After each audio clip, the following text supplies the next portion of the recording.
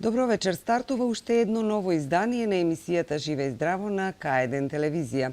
Физикалната терапија е важна гранка во медицината за она што представува истата, како и кога се применува. Вечерва разговарам со Анета Манасиева, физиотерапевт од специјалната болница Филип II.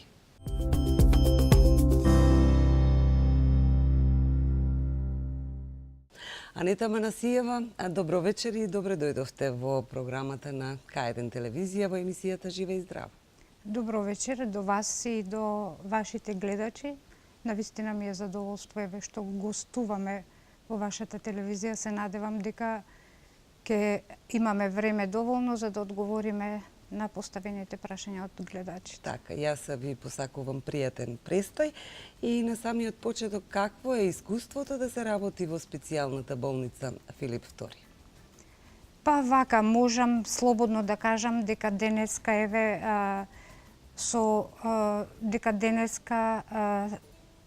ова мислам можеме слободно да кажеме дека поминаа 16 години успешна работа на нашата специјална болница Филип II, во која што сите тимови максимално се залагат за позитивни резултати кај самите пациенти. Успесите се големи, пациенти, имаме доста голема армија на задоволни пациенти. Што е тоа што го придонесува тој квалитет, нели, за задоволни и здрави и успешна работа, бидејќи нашата специјална болница се труди да функционира со максимално високи стандарди на третирање на пациентите, со вистинска грижа, со професионално однесување, со професионални терапии и целта ни е за поуспешно совладување на состојбите кај самите пациенти. Претпоставувам тука во сите овие набројување и софистицираната апаратура со која што специјалната болница се разбира работи. Да, така.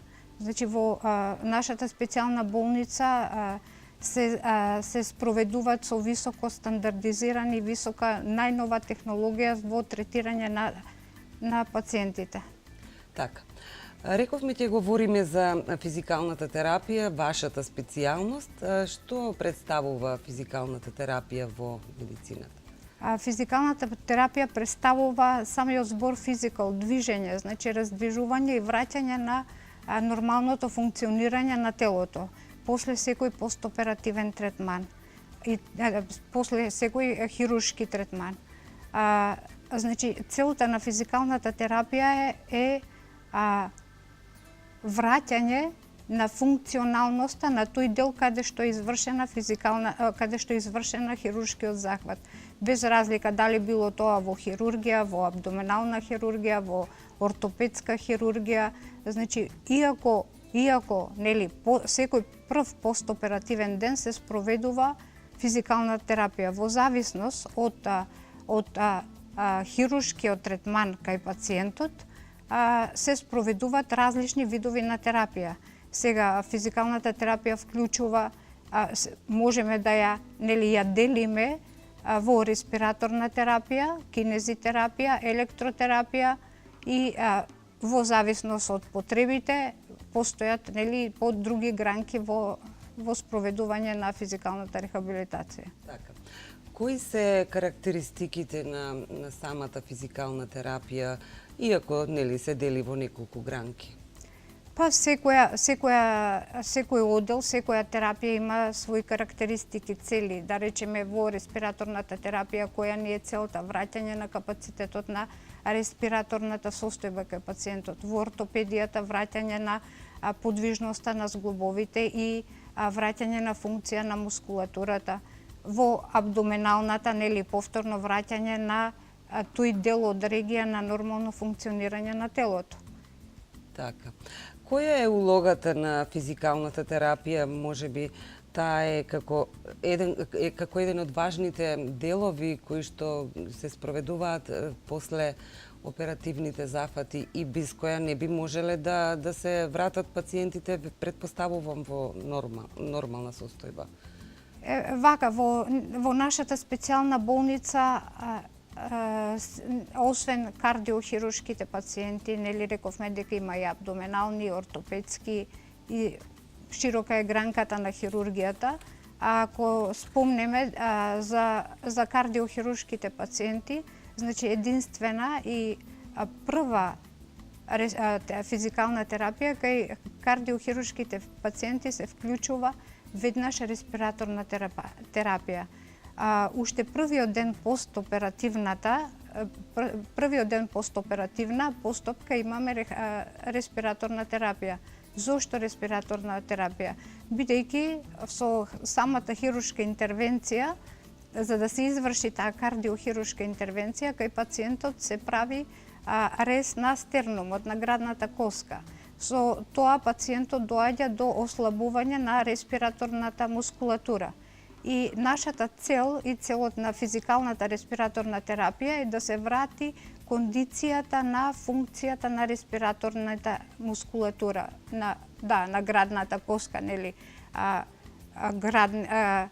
градната коска или нели градниот кош е тој единствен двигател за респираторно, нели, за дишењето. Ќе ве прекинам само за момент, имаме гледач на линија. Добро вечер, повелете. Добро вечер, дали се слушаме? Да, добро вечер. Добро вечер. Се јавуваме од Велес. Да, повелете. Сакаме да поставиме прашање до докторката. Се работи за пациент со диагноза акутен трансферзален миелитет кај демиелизирачката болест на централниот нервен систем. И ја прашуваме докторката дали е потребна физикална терапија за него. Дали е јасно прашањето? Да, така. Благодариме за прашањето. Ќе следи одговор. Кај ваквите пациенти, значи кај ваквите пациенти потребна е доста голема работа. Значи ваквите пациенти им е потребна кинезитерапија. Значи овој пациент треба да поседува да посетува физикални институции каде што ќе има постојана континуирана физикална терапија. Потребни се кинезитерапии во кои што дали ќе се спроведуваат пасивно или активно. Пациентот треба да е постојано во кондиција на движење, во активност. Значи не смеат таквите пациенти да се остават да мируваат, дека еве тие не можат, имат болки постојано, бидејќи со оставањето на ваквите пациенти доаѓа до контрактура на самите зглобови и стегање, значи нема еластичност мускулатурата. Овие пациенти треба да постојано, континуирано да посетуваат физикална терапија, да се спроведуваат тие кинезитерапии, потребни се масажа за постигнување на таа вазодилатација, за хранење на мускулниот и нервниот систем. Така. Тоа Се надевам дека гледачката е задоволна од одговорот. Ја споменавте кинезитерапијата, што представува истата?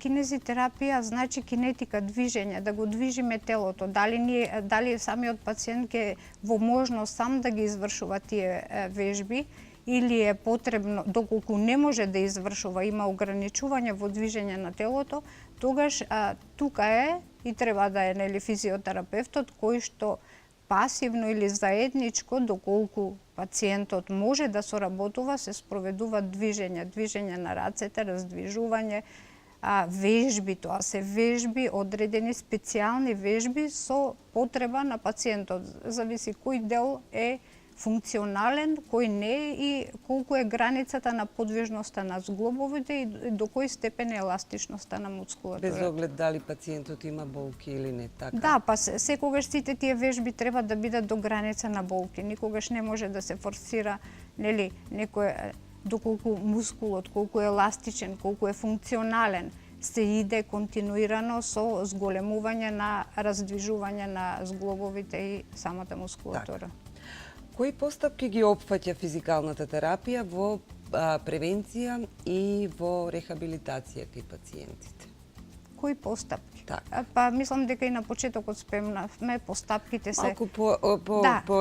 поголем елаборат околу така. околу оваа Постапки во физикалната терапија се респираторна терапија, кинезитерапија, електротерапија.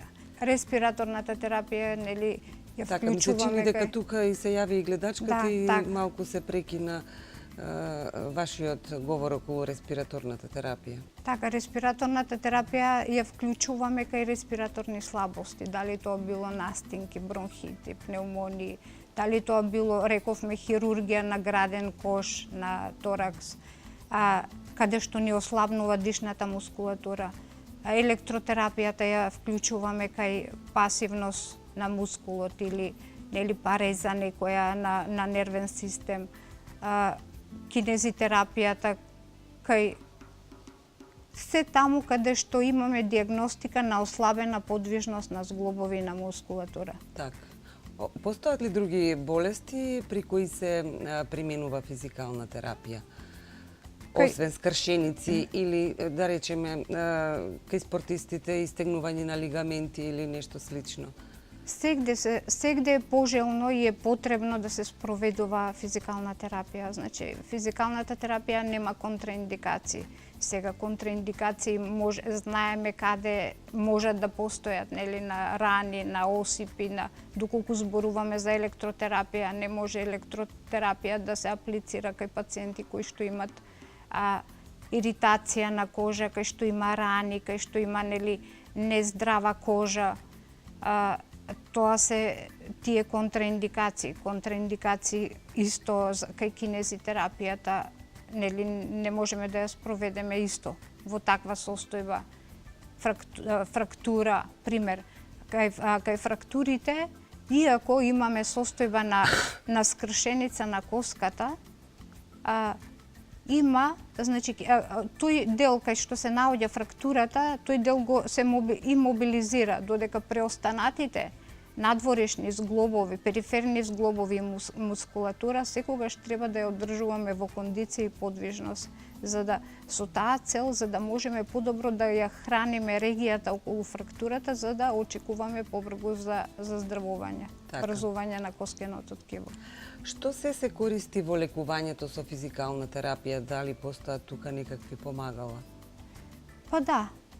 Еве, пример да кажеме во респираторната терапија, кога имаме настинка, кога имаме доста секрет, кога имаме ослабено дишење, потребни се стимулации, како да го извадиме тој секрет, како да се искашламе. Так. Што треба да направиме за да дојдеме до оној нормален волумен на вентилација во бронхиите, во респираторниот систем.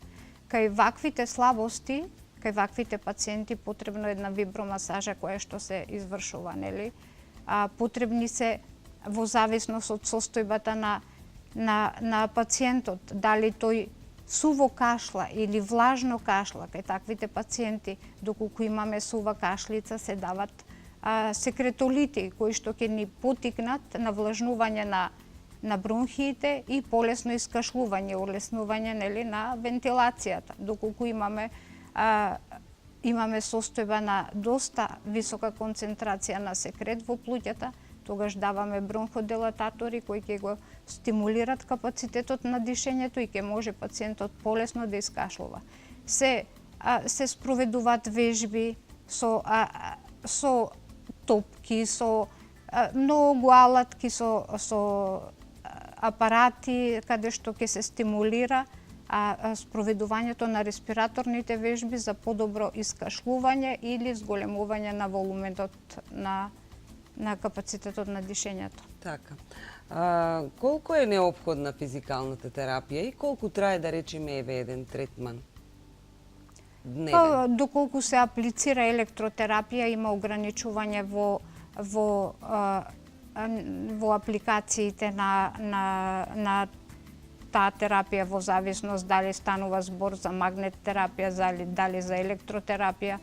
Секој третман и секоја електротерапија се ограничува, нивните дози идат од 3-5 минути, 10 и до 30 минути.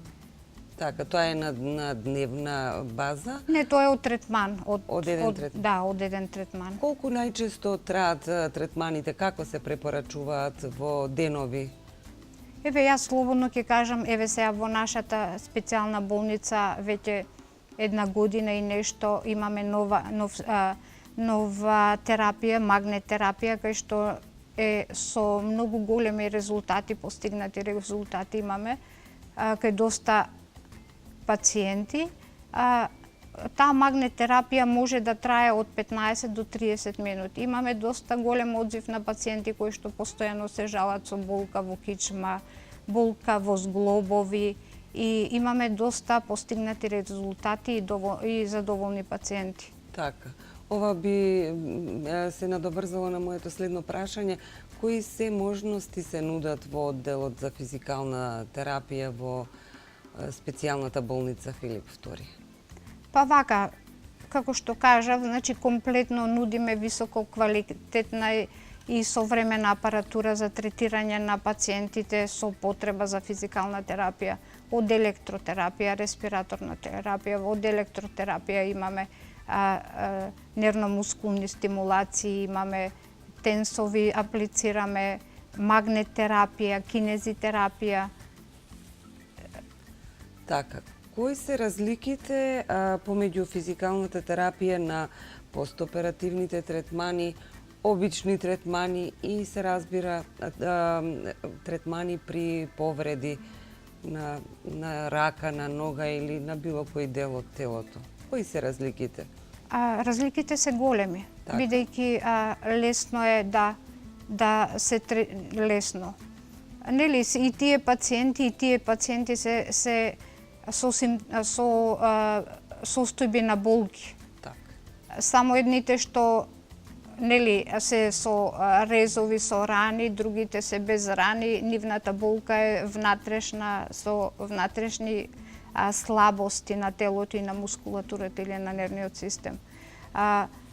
Разликата е тоа што постоперативните пациенти имат доста континуирани болки. Иако нели се покриени со аналгезија и со сето тоа, тие се поизнемоштени, исцрпени, поминати се низ хируршки третман, под анестезија и сето. Треба подолго време и поголемо внимание и концентрација за спроведување и соработка од страна на пациентите.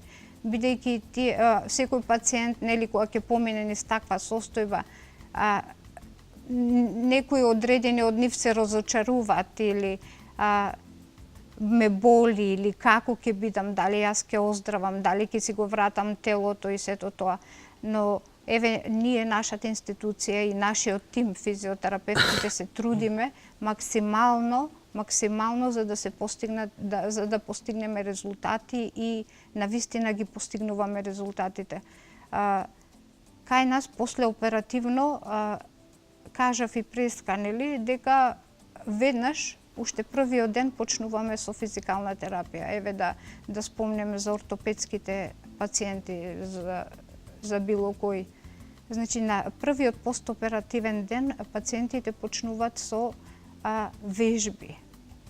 Значи, доколку станува збор за вештачки колк, пациентот се поставува на еден апарат кај што за цело време, од 1 час или 2 часа, ногата, екстремитетот му е во континуирано вежбање. Значи, виткање на колено, флексија на колк, раздвижување. Значи, екстремитетот се става во континуирано вежбање. Целта ни е одржување на функционалноста на зглобот и одржување на тонусот на мускулатурата. Доколку посте оперативно не се спроведува оваа терапија, настануваат компликации, настанува ослабување на мускулот, настанува контрактури во зглобот, нели, нашите стандарди на работа е веднаш да продолжиме со функцијата на екстремитетот, да не го оставаме да атрофира екстремитетот. Се спроведува, реков, 1 до 2 часовна активност на ногата, на колкот или коленото, зависи каде е операцијата била, и потоа се спроведува електротерапија. Се бара од пациентот да ги извршува сите можни функционални движења на екстремитетот, иако е опериран, иако е со дренови. Дренови се уште има на раната. Ги спроведуваме мобилизациите кај пациентот. Со која цел се спроведуваат мобилизациите? Со цел за поефикасно дренирање на раната. Нели, рана има, дрен има. Доколку пациентот лежи во кревет, таа дренажа, тој излив што се создава постоперативно ќе остане во раната и настануваат отици, настануваат воспаленија, настанува атрофија, ослабнување на мускулот, и затоа е потребна таа вертикализација, станување на пациентот за полесна чистење на раната, побрзо вадење на дренот и побрзо зараснување на самиот хируршки рез. Уште, откако ќе се извади дренот, да речеме во текот на 1 ден или 2 дена, вадење на дренот, раната ни е веќе затворена, од пациентот бараме одење, пешачење, значи враќање на комплетната функција или будење на комплетната функција на самиот екстремитет.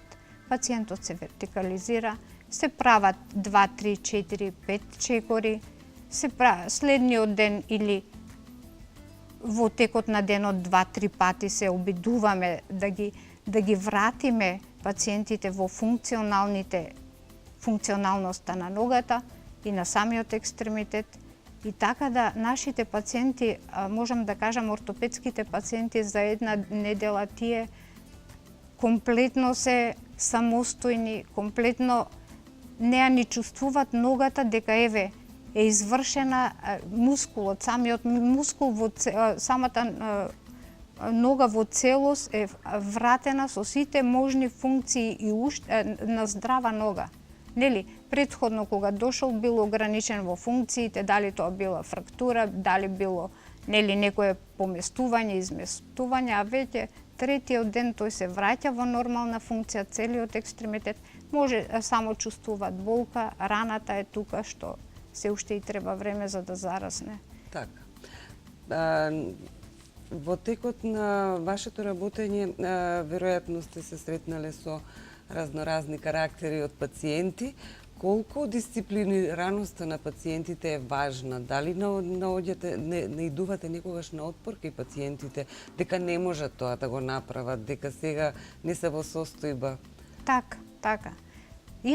Има одреден број на пациенти, тоа се карактери, бидејќи ние се трудиме максимално да им ја дадеме целата професионалност и висока стручност околу грижата на пациентите, затоа што навистина е штета што ние имаме високи професионалци, нашите хирурзи се навистина прекрасни кардиохирурзи, и штета е, нели, да се запостават пациентите, максимално се трудиме околу нивната грижа и сакаме да бидат задоволни и тој постоперативен третман да трае кратко, пациентите да си заминат среќни, здрави, насмеани, задоволни. Но не секогаш е така. Се сретнуваат, нели, доаѓаат пациенти кои што навистина имат одбојност. Дали таа одбојност доаѓа од самиот личен карактер, или биле принудени со од некоја страна дека мора да се оперират, па не го прифаќат тој хируршки пристап или таа извршена хируршка постапка, и одбојни, тие се одбојни или се тажни од некоја друга причина и наидуваме. но треба трпение и кај тие пациенти. Мораме и секогаш го изнаоѓаме правецот, нели, на кој начин да пристапиме и да ги убедиме дека тоа навистина треба да се спроведе, дека со неспроведување и несоработка со нашиот тим, со нашите колеги, нивната, нели, здравствена состојба може да доведе до многу други компликации. Али сепак се наоѓа решение и психолошки пристап е потребен, за да и нема пациент кој што, нели, после тие трпение и психолошки пристапи не сме успеале. Така. Ги споменавте компликациите, сега колку се можни одредени компликации да се јават кај одредена група на пациенти? Да, значи, секоја личност има мислам, после хируршки третман може е ризик фактор со одредени компликации. Да речеме, еве пример, сега пак ќе се вратам на кардиохирушките пациенти. За да се изврши кардиохирушката интервенција, потребно е кај пациентот да имаме здрав капацитет, чисто белодробно функционирање на плуќата, нели? Ризик фактори кај кардиохирушките пациенти се пушачите. Ризик фактори се хроничниот бронхит, астмата, пнеумонијата, COPD, хронични обструктивни белодробни состојби. Ризик фактори се тежината. Така, тоа токму сакав и на таа тема малку да проговориме. Да. Околу гојазноста, дебелината и проблемите и компликациите кои што може да настанат доколку имате гојазен пациент. Да? Така, кај овие пациенти телото, нели, веќе кај кардиохирургија, ќе зборуваме кај кардиохирургијата, имаме, нели, покачена телесна тежина. Така. Општо земено, ваквите пациенти се попасивни. Кај нив целиот мускулен систем нема сила, нема снага во повторно враќање на функцијата. Еве, да речеме, кај кардиохирушките пациенти. Кога настанува тој хирушки рез, кога ослабнува белодробието, мускулниот систем го нема тој капацитет за да се врати повторно во кондиција, во функционалност. Кај овие пациенти им се потребни пасивни активности за извршување на вдишувањата и издишувањата. Потребни се интензивни вежби. Ние на нашите пациенти им даваме такви едни трифлоу спирометриски стимулатори со кои што пациентот континуирано и колку е може неговиот капацитет, нели, да ги извршува вежбите за да може да се стимулира искашлувањето, за да може да го искашла шлајмот. Им даваме инхалации. Инхалациите се спроведуваат, како што рековме, нели, со такви бронходилататори кои што ќе им ја потикнат силата за да можат полесно да искашлуват. Кај ваквите пациенти се бара и поголема активност, движење, шетање, раздвижување, бидејќи со самото шетање ние правиме природна вентилација, нели, самото тело го извршува тие биолошки функции на вдишување и на издишување. И од таквите пациенти се бара повеќе работа, повеќе вежби. Во зависност од самата повреда или болка или оперативен третман, веројатно зависи и самата должина на самата физикална терапија. Сега, по завршувањето на истата, дали пациентот треба тука да заврши или пак може и во домашни услови по ваша препорака да прави одредени вежби? И колку е тоа добро? Ако станува збор за ортопедски пациенти, нашите пациенти додека се во болницата, рековме дека спроведува вежби пасивни и активни. Значи, пациентот ги учи вежбите кои што треба да ги продолжи и во домашни услови. Нашите пациенти добиват едукација за спроведување и начин на функционирање. Значи, ги едуцираме како и дома да продолжат, како дома да внимават како треба да седнат, како треба да станат, како треба да лежат, во кои положби, нели, треба да внимават да лежат, бидејќи опериран колк не може пациентот да лежи на оперираната нога.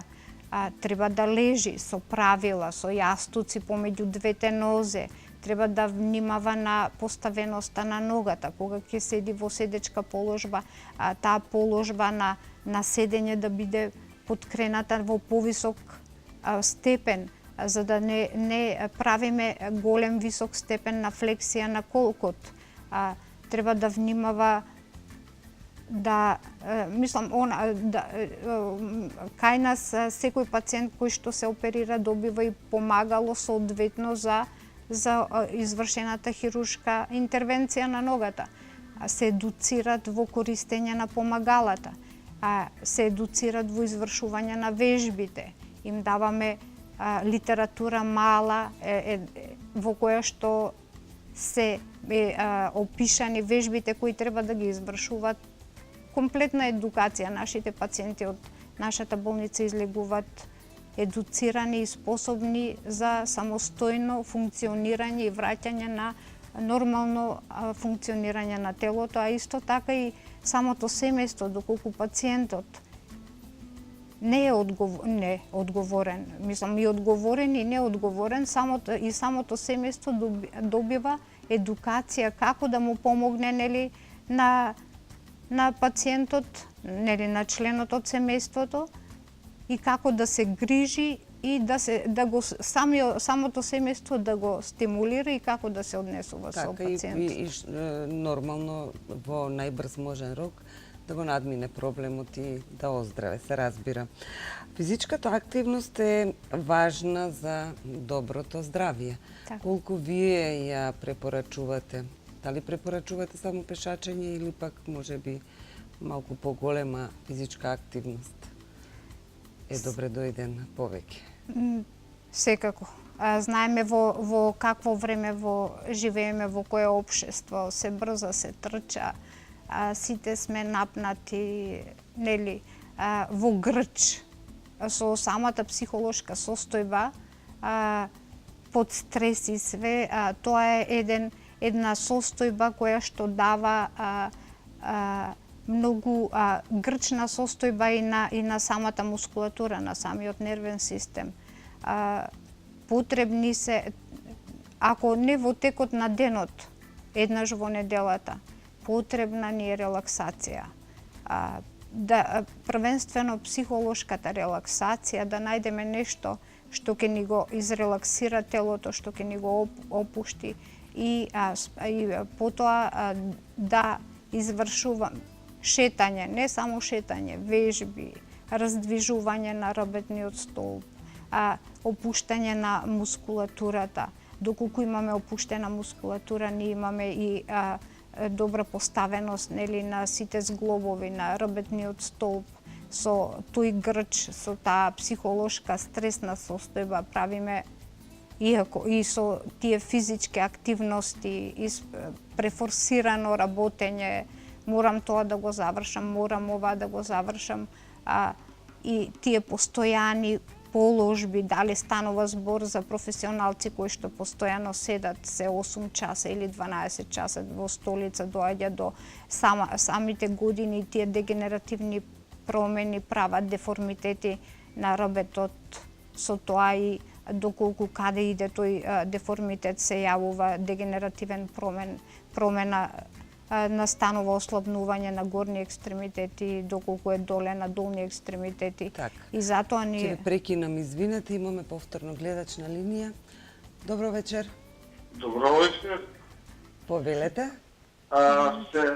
Касно се вклучивме во програмата, така што слушам баш интересна тема имате за со физикалните терапии тоа. Јас лично имам свршени летоске од 7 јули. Ме праве операција во Скопје во државна со двете коски на подлакницата. Инспегија шипки ставена таму. Така да. И тогаш третманот се како... Дали се слушаме? Да, ве слушаме одлично. Третманот се заврши тие третмани, тие свинетки за тромбони, тие испитувања. Ги прими сите тие инекции, така што повеќе пати одев на контрола, се беше вред и денеска одев и пак ми препиша денеска кај Славски денески дев, ми рече прај полекување и физикална. Од 5 физикални терапии правя го велес. Ние сме од Москва. И би сакал токато да пустам тоа како добро. Да. Се извинувам, фрактурите каде ви беа, на двете раце или на едната подлака? Едната рака, двете коски, подлакниците. Во ред. Меѓу длаката и тоа. А од физикална терапија колку дена посетувавте? 20? Терапија имав во Велес, во физикална. И проблемот, мислам, прашањето? Сега, горната коска ми реше, уште не ми е, како е он стручно ми го каже тоа, уште вика, не е као заспрстена, како го рече. Така, да. Долната е добра, да. Калцификат, да. Така. И ми денеска баш ми препиша, рече, бачко лекување и физикална. Јас го прашам за воштив од Кежовица, дали ми е тоа добар предмет, дали така. Он ми вика тоа ќе видиме како што ќе биде. Добро, така го разбравме прашањето. На прашањето дали ќе. Ви благодариме за прашањето. Ви благодариме и на вас. Така да. Многу ви добра емисијата и поздрав за вас. Благодариме. Фала, пријатно. Пријатно. Така, значи кај одредени пациенти постоперативната рехабилитација и врзување на коските иде бавно. Во зависност дали пациентот има примано терапија за создавање на таа коскена срж, регенерација на ткивото и сето тоа. Тој посетувал 21 ден физикална терапија. Треба да продолжи.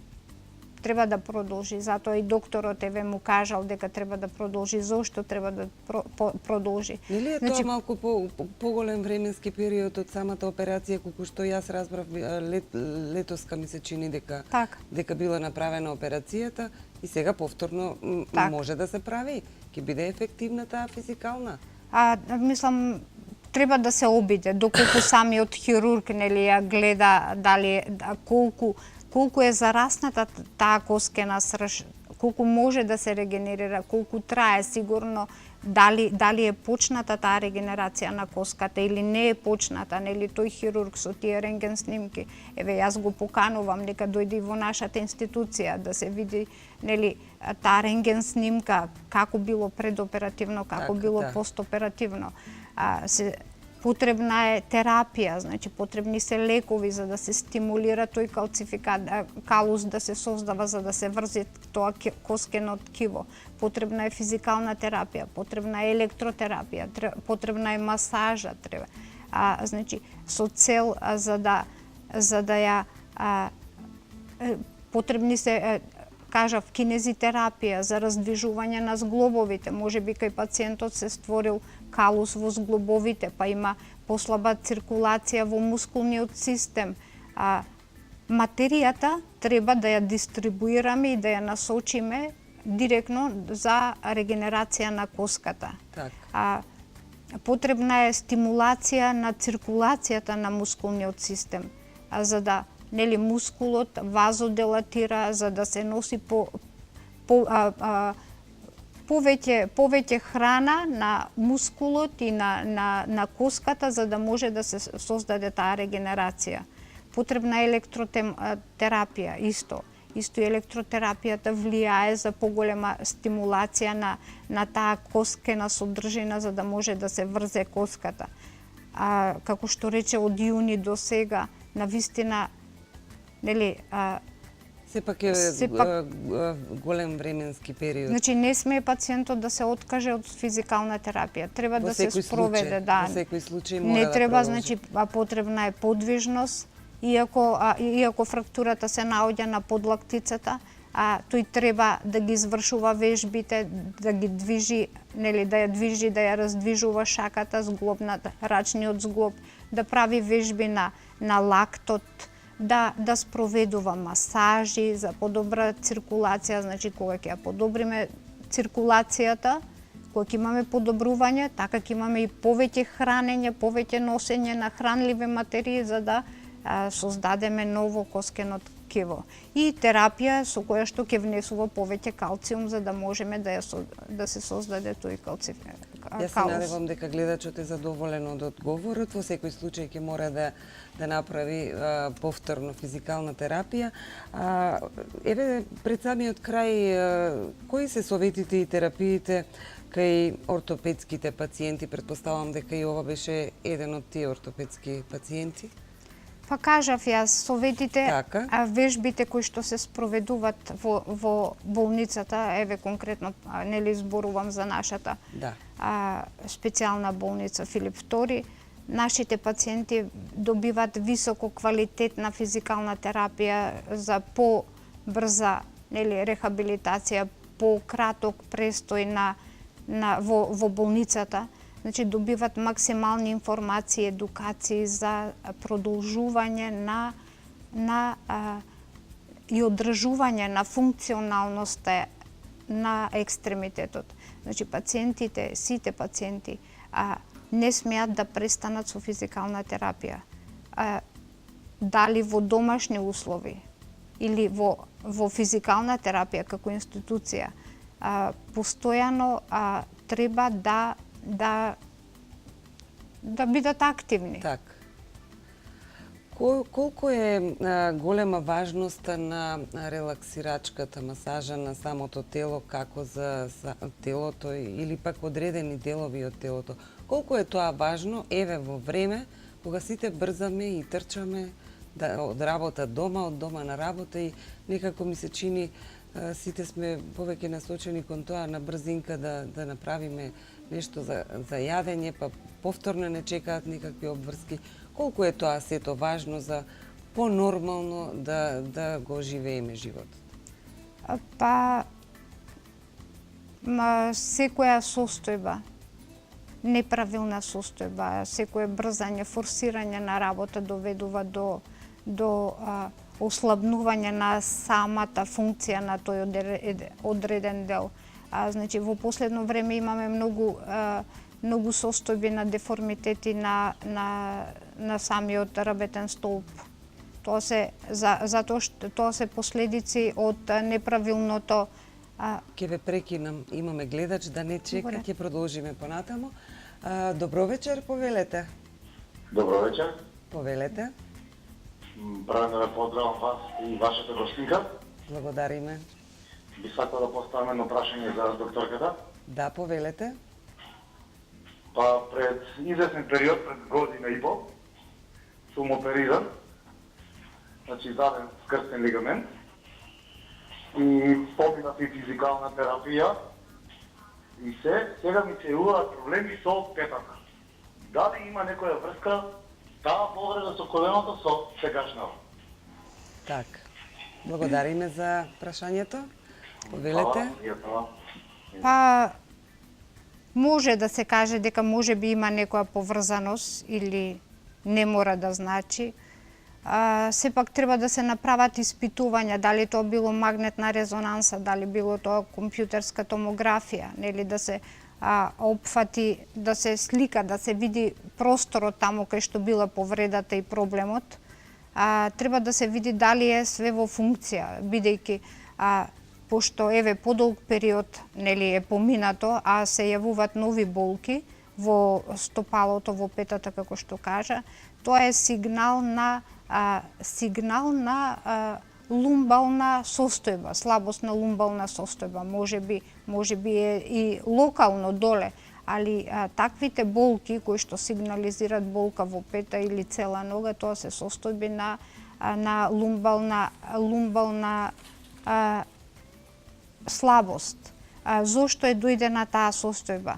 Бидејќи нели во такви моменти кога пациентите имаат ослабена подвижност на самото колено, тој се штедел, не смел да гази на ногата, не ги извршувал сите функции на мускулите. Нервниот систем бил во грчи, самата мускулатура, и коските и сето тоа. И настануваат деформитети во кичмата, во лумбалниот дел.